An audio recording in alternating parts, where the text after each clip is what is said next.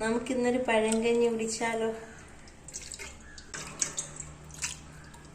ഇച്ചിരി ചമ്മന്തി വയ്ക്കാം, 2 കൊണ്ടാട്ടം മുളക്, പിന്നെ ഉണക്കൽ 2 ചാള വറുത്തതായിട്ടോ ഇത്, ഇച്ചിരി തൈര്, ഇത്തിരി കപ്പയും കൂടി വയ്ക്കാം.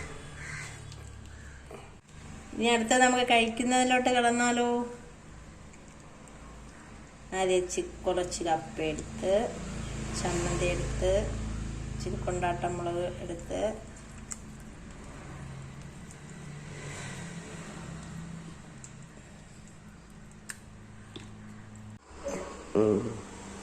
കഴിക്കാം.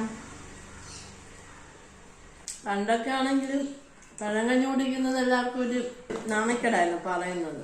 ഇപ്പോഴാണെങ്കിൽ പഴങ്കഞ്ഞി കുടിക്കുന്നത് സ്റ്റാറ്റസ് ഇടുക, ഇൻസ്റ്റാഗ്രാമിൽ പോസ്റ്റ് ചെയ്യുക അല്ലേ? ഇപ്പൊ കാലം മാറിയ പോക്കെ. പഴങ്കഞ്ഞിയും അടിപൊളിയായിട്ടുണ്ട്.